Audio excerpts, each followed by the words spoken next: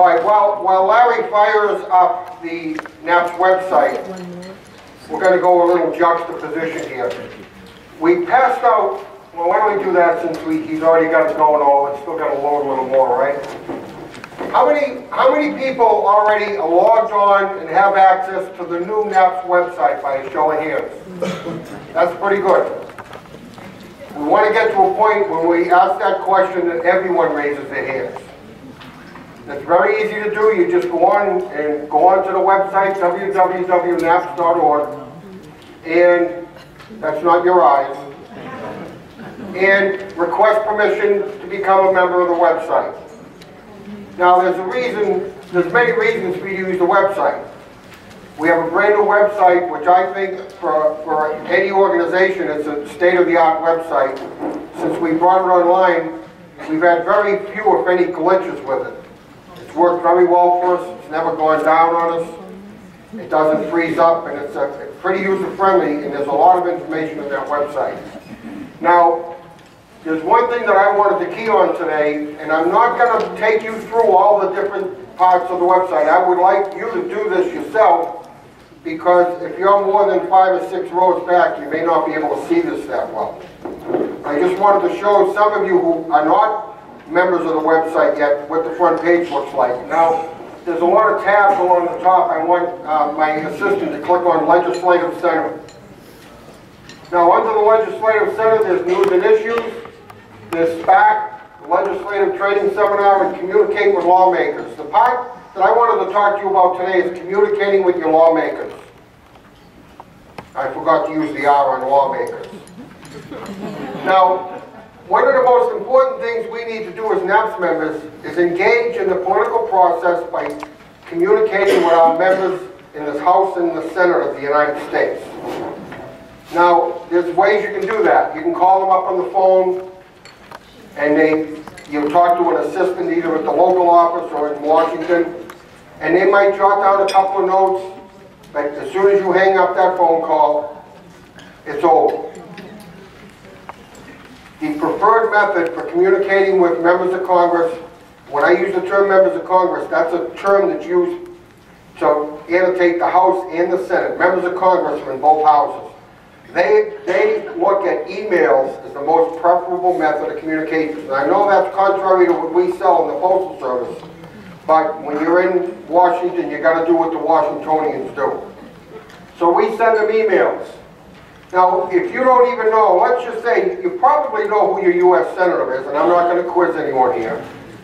But some people may not know who their member of Congress is, and in some locations, the member of Congress is split within the same community.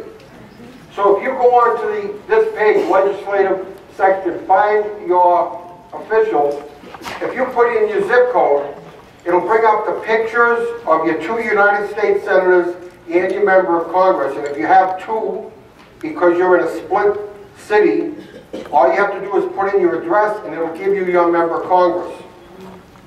So now you see the pictures there. So now, if you want to email President Obama, Senator Durbin, Senator Kirk, or Representative Davis, who's a very good friend of this organization, all you need to do, there's a little symbol down there and you click on it. And you can send them an email. Now, what we generally do, we're in the process now of developing, which is my second part of my discussion today, we're developing a position on the new Senate bill. But when we develop a position on a bill, we put a pre-populated email message right on the website. So all you need to do is click on it, go down to the bottom and put your name and address on it, and hit send. Almost instantaneously, you will get a response back from them that they received your email. Now, why is that important? Are they going to read the email? They may not even read it. But what they do is they file under that bill number. So when a bill goes to the floor to be voted on, the member of Congress, now remember that could either be a congressman or a senator, that member goes to one of their staff members and says, how many constituent inquiries have we received on that bill? And they look in the electronic file or the paper folder and they pull it out and they just say, well, how's the response running? Well, we got 500, we got 700, and there's a multiplier in there, because if they get one letter, that means 10 or 100 people also support that position. So now all of a sudden, that innocuous email that you might have sent 2 months ago, all of a sudden becomes very important, because now they got a response that somebody wants them to support this legislation or not support the legislation. And it's so easy to do. And I often, I have a Facebook account, and I friend everybody, because usually when it comes, you know, I do, I friend Anthony, but I don't post anything. I spend more time on this website or on postalnews.com and answering members on the forums, rather than being on Facebook. I don't know if it's important that you know where I was yesterday. I happen to be in New York. So, I don't know how important that is to you. It's important to me, but my time, I don't want to spend on Facebook all day, you know, because I have all these people who want me to get into these cupcake challenges and all these other stupid things.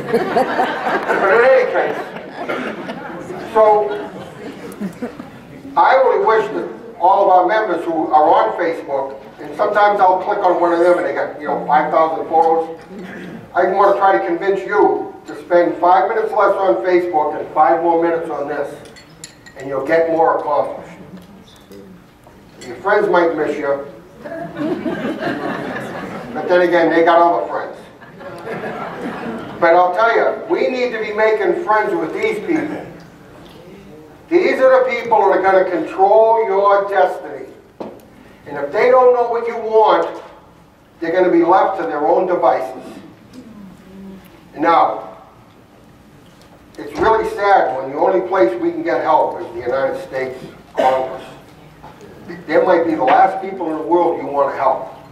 You. Because they might help you, but they might help you out. And I really mean out.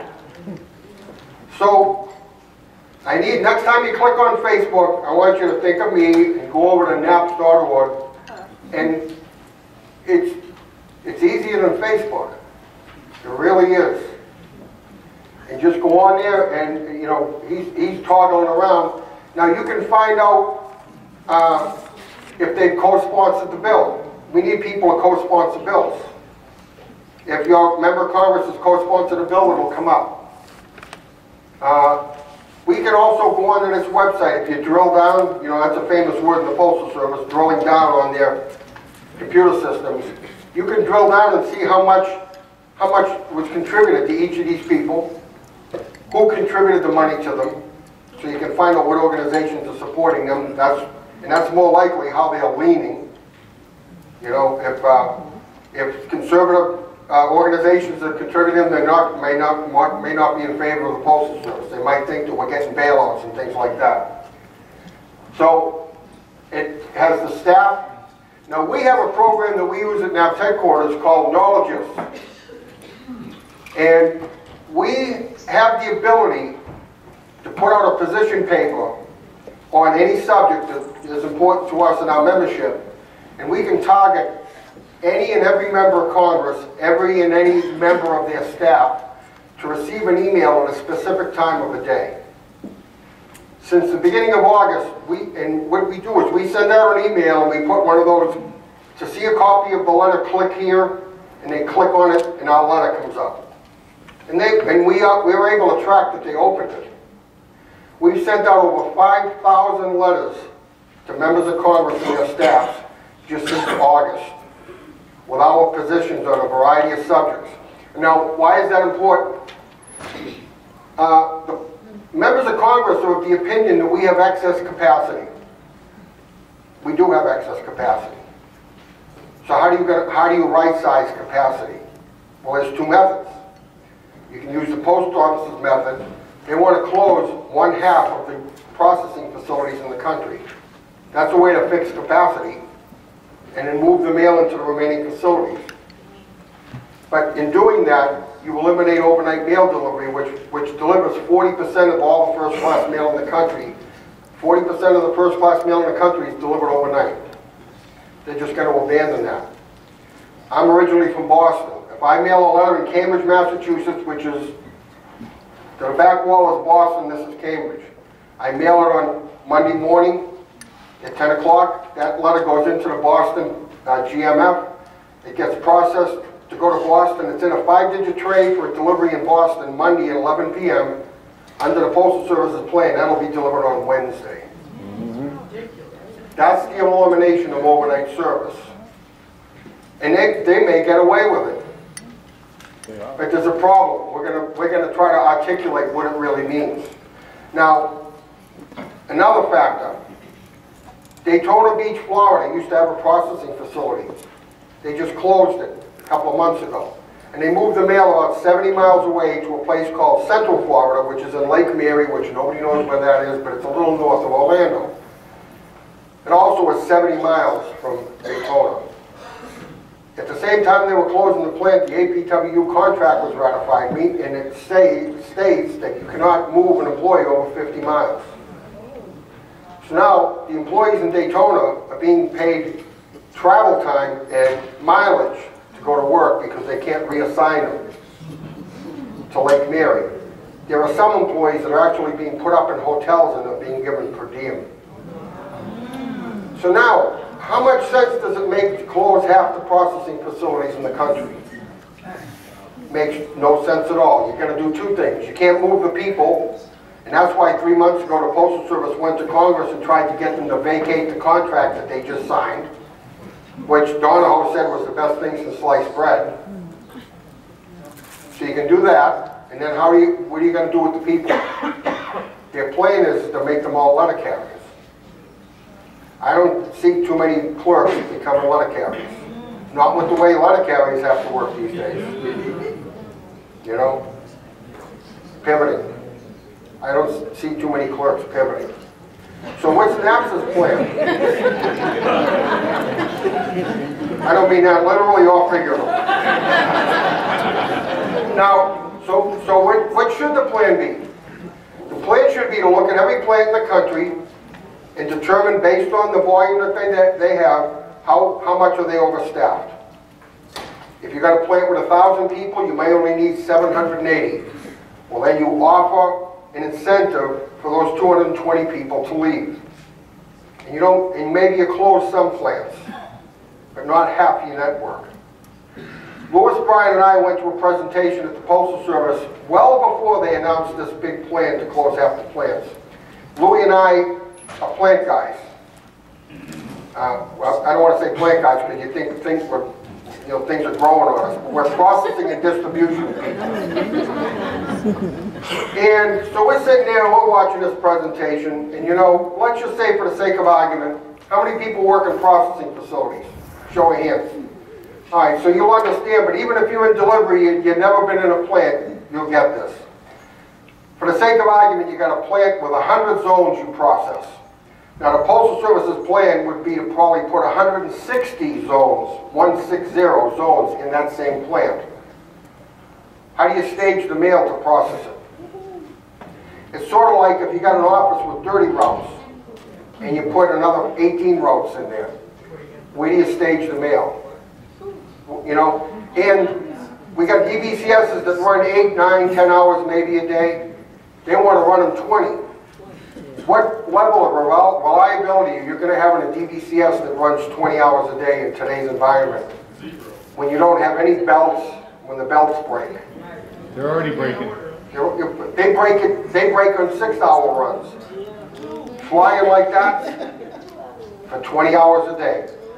We're going to have great service. So, the way I look at it, we should be, you want to adjust it, there's other ways to do it.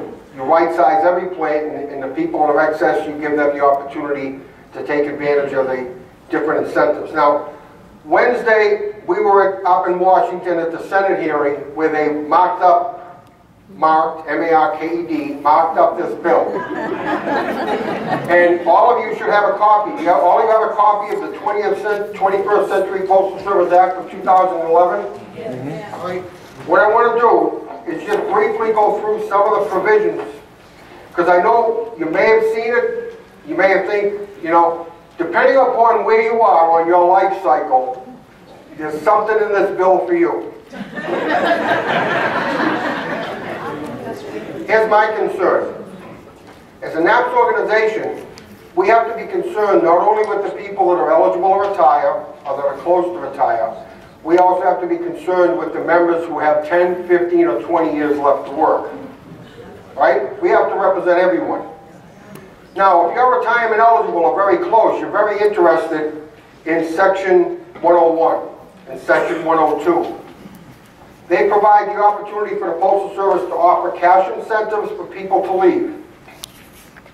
That's that first one. Now, the bill was marked up, which meant the committee said this is what we're going to do, and now it's going to the floor for a vote in the Senate. And this is where we have to do our homework.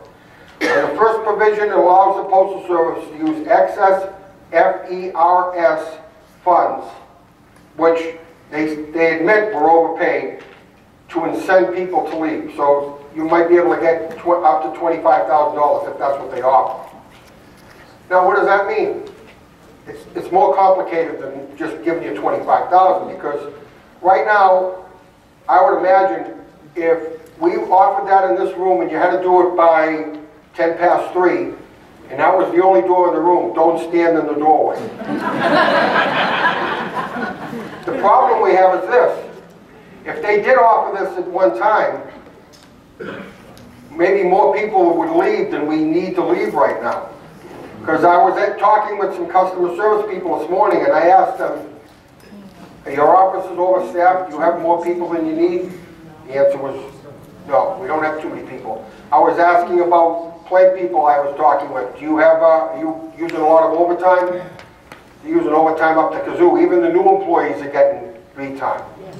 Right? So now with the current infrastructure, we can't employ this right now.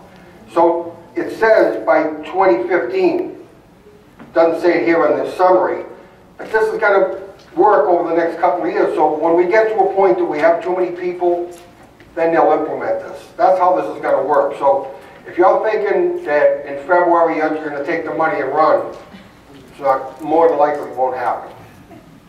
All right? The second provision, which is in Section 102, is going to offer the ability of civil service employees to have 1 year of time added to their years of service. And if you're a FERS employee, we'll add 2 years. Now, from what we've been led to understand, you can't get involved in both of those sections. It's either one or the other. All right, now, one of the problems, and I was talking, and this is common knowledge to you, and you don't think about this. A lot of people say, boy, if I could retire, I'd retire. But you know what? If you call Greensboro and ask them to pull your papers and give you what your payout is, I don't think too many of us today could live on 56 or 58% of our salary. Now, a generation ago, you could do that. A generation ago, your house was paid off. You're more than likely were debt-free, and all you needed to do was pay your real estate taxes and have some stuff, and you might be able to get by if you were at zero. But our generation, we're supporting our parents and our children. My parents did not have to take out, and grandchildren, yeah. But most of them, you just babysitting them. All right, well, maybe you're feeding them and clothing them too. But you're proving my point. My parents didn't have to take a loan out for me to go to college. If I wanted to go to college, that was my issue. Today, the kids are maxed out on their student loans, and you're maxed out on your equity mortgages to help pay for their college education. So the point I'm making is this: if you're 58 and you still got 15 years left on your mortgage, and you're 62, you can't retire. You may never retire. I don't want to give you the bad news. They may rip you, but you won't retire. So that's the two provisions, 101 and 102. And those are still on the table after the markup. Now the next section is, and I'm really surprised that this went as far as it did. The Postal Service had this idea. Ronald Reagan made us pay Medicare. With the knowledge we were never going to use it. So now the post office had this bright idea, well, why don't we get everybody to use Medicare? And when I talked to the people on the Hill, it didn't register to them that if everybody moved to Medicare, the Medicare costs were going to go up. So at the markup hearing on Wednesday, they threw that out. That's not going to happen. All right? Now, restructuring of payments for retiree health benefits. That's this big issue that we've had since 2006, where we were required to pre-fund retiree health benefits. The only federal agency that has to do that. Oh, wait a minute. We're not a federal agency. We're only when they want us to be. Only when they take our money. Only when we're the cash cow. But our nipples are sore.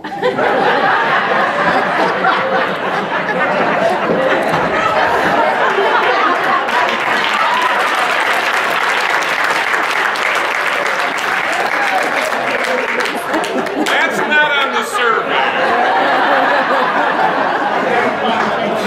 I couldn't resist that. I got that from Alan Simpson.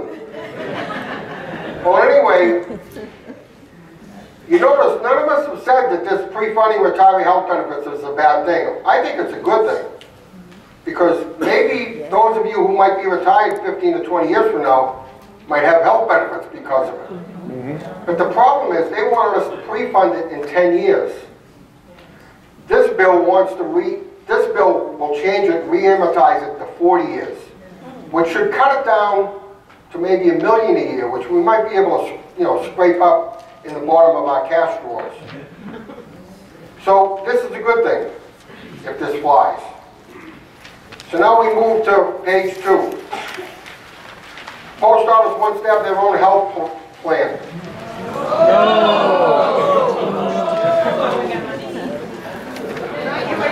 Up in New Hampshire, they have this thing, if you saw Rick Perry on TV, they have this thing on the license plates, live free or die. If the Postal Service gets their own health plan, it'll be live sick and die.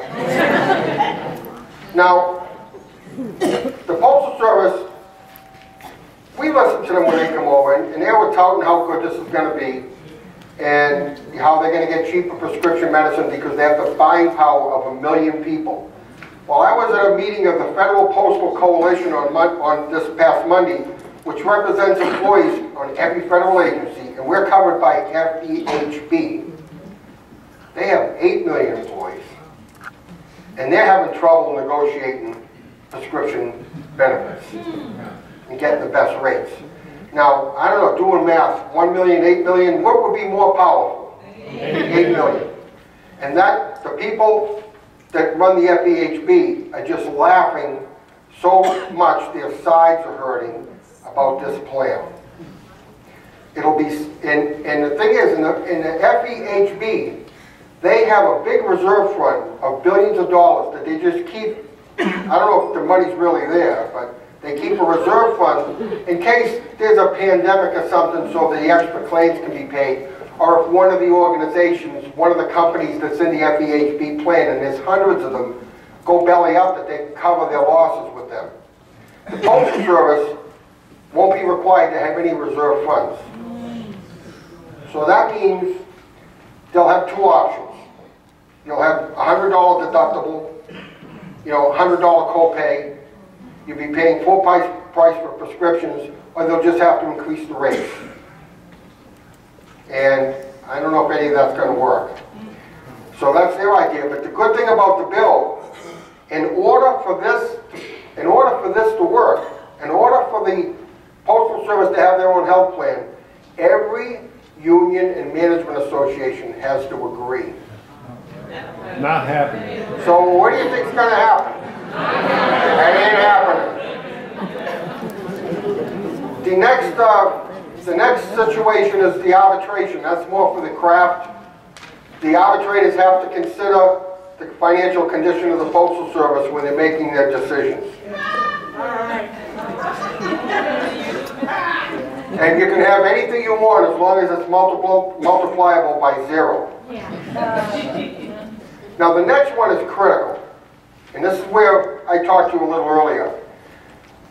And the language in there is helpful to us, I think. This, section 201. This section requires certain steps before the closure of a processing facility. Number one is the most critical. A complete and published study that includes the feasibility of downsizing rather than closing a facility. We're going to be pushing very hard on this, HARD. We're going to be pushing on this issue because the point I just made to you before, no one understands. I'm a little surprised that most of the other unions and management associations aren't that concerned about the loss of overnight delivery, which is 40% of all first-class mail. That doesn't seem to be resonating with them. That's the key to this network. I mean, if we did away with overnight delivery, we could have probably one plant per state. Yep. Right? You know, or one plant for every region, and maybe you might get, it might be like Venezuela, you might not get your mail. So, we're going to be pushing the envelope on this issue. Now, the rest of the sections are not as critical, but they're important overall. Additional Postal Service planning in Section 202. This builds on, it requires any plans to replace post offices with alternate retail to consider the impact on small communities and rural areas. And to ensure that, this is going over on page 3, that the Postal Service continues to serve small communities and rural areas after the implementation of the plan and allow for solicitation of community input. So, the Naperson League had some success in this section of the bill to try to keep small post offices open. And if you noticed last week, they just announced that they won't be closing any post offices until January. Now, that's not a long time, but at least it gives a little bit of time for them to continue to fight. Yes? Jay, what's going on with that right now? Because it seems like from our view and from all the things that we're getting from our district office to our offices, to know that these small post offices are going away. They're just pushing forward. They're not stopping. Well, understand something. Right now, this is not a bill. This is not law. This is only a proposal. So what the Postal Service is probably going to try to do is build up speed to get as much of this done before this bill is passed into law. Now, there's a lot of other things in here that I'm probably not going to touch on, but you have the opportunity to look at. Except for Section 205 is pretty important. This section provides certain exceptions to the use of this authority. This authorizes no later than 2015 the conversion of door delivery points to curbside, sidewalk, or centralized delivery points, with the exceptions of physical hardship of a customer, weather conditions in a geographic area such as snowplows burying street mailboxes. That doesn't happen in the summer in Buffalo, but it happens about 6 months of the year. Street parking in urban areas that obstructs access to curbside mailboxes or, quote, other exceptional circumstances, unquote. So they're going to try to do NDCBUs everywhere. And if they do that, your minutes per delivery is going to go way down. And think about how many keys you're going to have to store. Who's going to buy all the boxes? Well, if we put the NDCBUs in it, we'll buy them. Right. And I can just see them on all these city streets and urban areas. You know? Yeah. With people putting chains on them and dragging them away.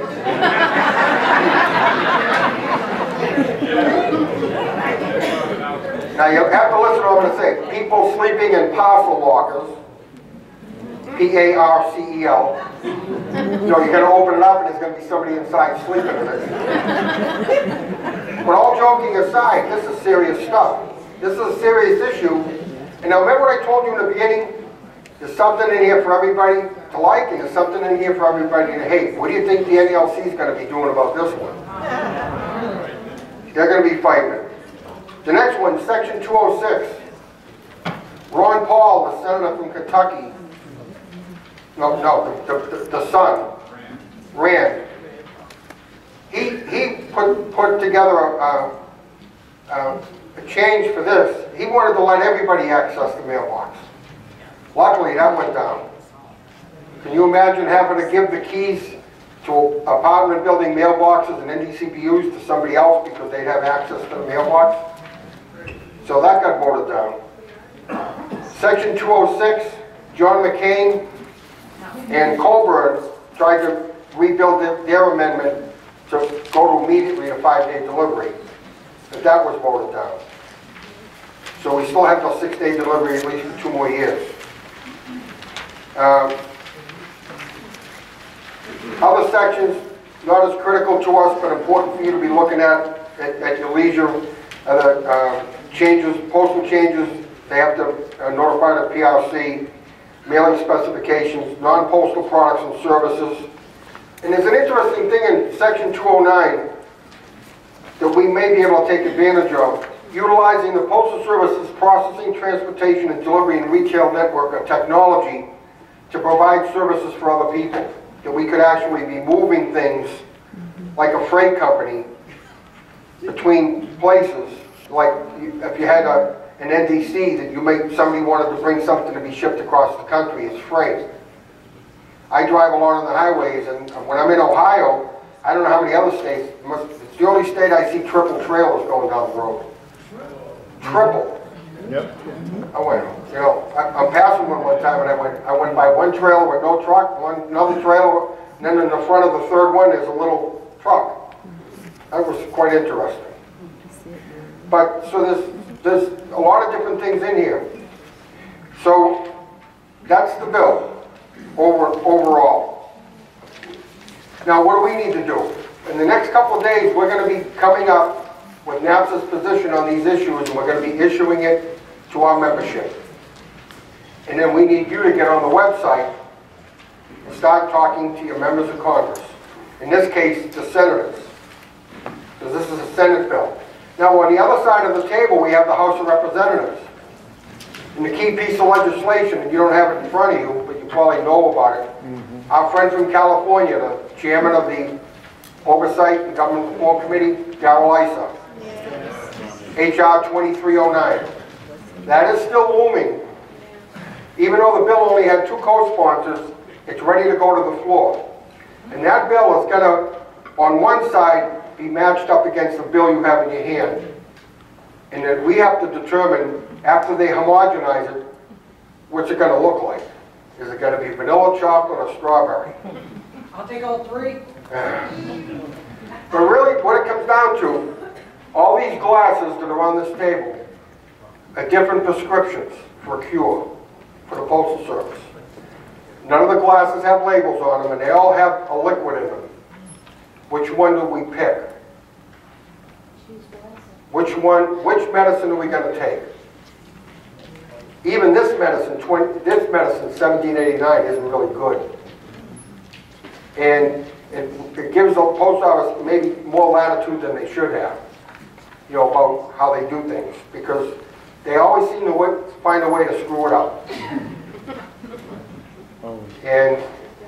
And what we're trying to do, and NAPIS and the League and the unions, we're trying to not only protect our personal interests as in a membership, we're trying to protect the institution.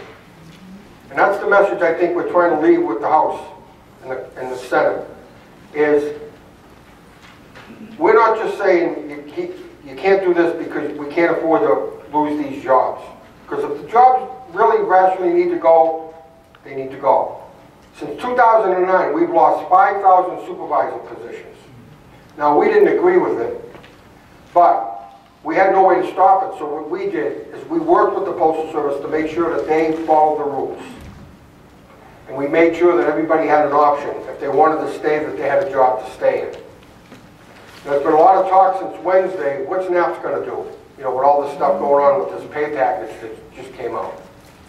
And, Louis will be addressing that when he gets up and has a chance to talk. But we're going to try to do what's right, not only for us as members, but what's right for the country. And the institution that we've all worked for, I did 41 years in the Postal Service before I came to NAPS headquarters. So service is in my blood. I chased overnight service for 41 years. Sometimes I caught it, and sometimes I didn't. But every day we tried. And, we have discussions with people saying, we should just get rid of Saturday delivery. Well, the only reason they're saying that is that they think they might get Saturday off. Right? And unfortunately, it's a way of life today.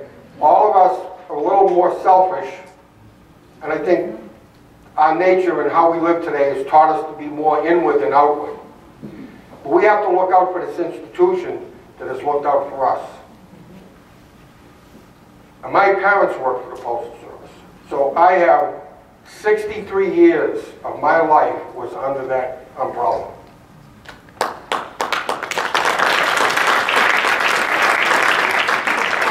I think I'm past the statute of limitations, but when I was a kid, I used to ride around in my father's postal truck. I don't think, he's passed away, so I don't think they can charge him with that. I used to walk with him on Saturdays when I was off of school or in the summertime. So, I know the Postal Service. And the things that they're doing now aren't right. They're not right for the American people. And we have to get that message to the people we elected to do our bidding in Washington. And I gotta tell you, there are not a lot of lobbyists involved in this issue. It's not like we're up against big money. You know, it's not like we're up against corporations lobbying for something. Because if we were, we'd lose. We're only up against the Postal Service. And they have like 12 ideas they're throwing up against the wall. And they're saying, you know, I had dinner with Darrell Issa about 6 weeks ago. That was sort of scary. I think he was more scared than me because when, you know, I made sure that my name tag, they give you name tags to wear, you know, that way they can come up, hey Jay, how are you? You know, they don't know who you are. But it said, I wanted to make sure it said National Association of Post Supervisors, not NAPS, because he might have thought I had narcolepsy, you know. So, he came down the stairs into this little reception, 15 people. That's all there was in the room. We actually got a last minute call. We get last minute calls at headquarters when they're having some sort of an event and nobody's showing up. So I went to Louis and I said, you know Louis, I think we should go. So I showed up Monday night. He came down the stairs and he comes in. And these are all like Verizon, Boeing, all his big contributors. And here I'm standing there. And he looks at my badge and shakes my hand and he says, good evening, you know. And he walks away from me and I said to myself, you know, this was a mistake. And I said, I'm staying. So it's a table just like this, and everybody starts walking around figuring where you're going to sit. And I have a habit, I sit in the middle of a table, and that way I can talk with everybody. I don't sit at the head of the table. If I'm in a branch meeting, I sit in the middle. So I sat down in the middle, and there were a couple empty seats, and so a guy across the table says, oh, you want to sit across from the congressman? I said, yeah, that'd be good. All of a sudden, the only seat that was left was the one next to me. And Darrell Issa sat down. And he leaned over to me and he says, quietly, he says, I'm sort of surprised that you're here as a member of the postal community. And I leaned back over to him and I said, I'm here because we have the same thing in common. And I paused, like that. And he leaned in closer. And I said, we both want to save the Postal Service and we have different ideas on how to do it. And we talked for the next 2 hours. And I understood, a lot of our members say, you know, he's stupid, he's an idiot. He's brilliant. He's a formidable foe. And what he's trying to do, in his own way, is save the Postal Service. He's just not doing it the right way. When you got a pendulum that's supposed to be in the middle, and it gets out of whack, in order to get it right, you got to push it too far one way to get it to come back and get in the sync. His idea, I said, you know, I understand what you're doing with this retiree thing. Remember when he said all retirees have to leave? No person with retirement eligibility could be laid off as long as there's one person that's eligible to retire. His rationale, I figured it out. He wants to trim the ranks without anybody getting laid off. Now it's honorable in one respect, but it flies in the face of the rules of seniority in an organized labor environment. We're not organized like that the carriers and the clerks and the mail handlers are, right? But that was his idea. And so as the meal progressed, and we got, you know, through it, and it wasn't all postal talk, we talked about different things. I I can't say that I warmed up to him, but I understood him a little more. And as we were leaving, he said, I really appreciate having a chance to talk to you. And he says, you know, people from the Postal Service never come up and talk to anybody, talk to me or my committee. I'd appreciate it if you came up. So Bruce and I scheduled a meeting. We met with his chief of staff and his policy director about 4 days later. And that's where I found out some very interesting stuff. I found out that the Postal Service has very little credibility on the Hill. Less than I thought. I thought it was maybe like 20%. It's like -10. -5. So, you know that policy they put out about the new retirement program and the health benefit program? We were talking about that with these two members of Congress, the staff members, and these are heavy hitters. These are the guys that think for Darrell Issa. I said, did they ever show you any proposals? And they said, the only thing they gave us is the 3-page white paper. The same thing that you and I all saw. There was no plan. It was just a concept. They run up to the Hill with these concepts and they don't have anything to back them up, like the plant, where are they going to store mail for 160 zones. This is why we have to educate the Congress. You and me, all of us. So if I get any message home, 5 more minutes on the website, 5 minutes less on Facebook. When we give you that information, the talking points and the pre-populated emails, please, for the sake of you, your children, and the grandchildren that you're supporting, contact your member of Congress. Okay? All right, thank you very much.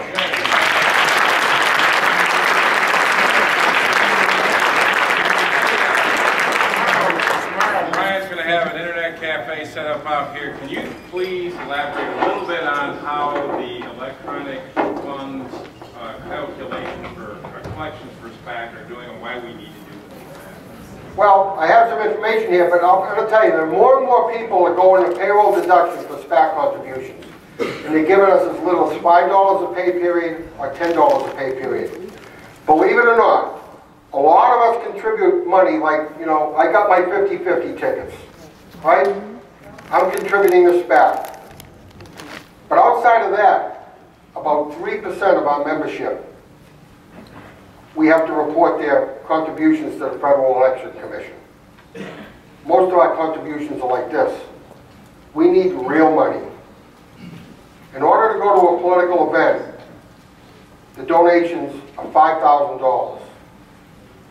And we do it a lot. We have a good SPAC fund. We need our resources. Next year, 2012, is the heaviest election that we've had in years. The Senate's in play, the House is in play, and the presidency's in play. And we need to be a player in Washington. Now, we gave Darrell Issa's committee $1,000. I thought that was a good investment to get in the talk. Now we were able to get in there and find out more information. And we have other meetings scheduled with them. And we're sending them information. And you know what they're finding out about the NAPs? When we tell them something, you can make book on it. We have integrity. We're not just out here trying to save a job. We're trying to save an institution. So you can go online and you can actually go online and sign up for payroll deduction of SPAC. And for the price of a lottery ticket, you could help us. Because we need to raise a lot more money to be an influence that we need to be in Washington. And our fax machine, we get, every Friday I get a list, it's 18 pages with like 20 on a page of political events. How many people have gone to a local political event that we've given you money for? We need you to do more of that too. If you have someone, contact their local office and ask them when they're having their next fundraiser. You'll get on their sucker list, I'll guarantee you. We'll give you $1,000 and you can bring 10 people to a luncheon or a dinner. And boy, when they come in the room and there are more NAPS members there than any other group, they pay attention to you. Because you can vote for them. And you control 5 to 10 votes in every one of your families. You have a lot of influence in your congressional and senatorial district. So consider helping us with SPAC. You know, the job you save might just be your own. Okay, thank you very much.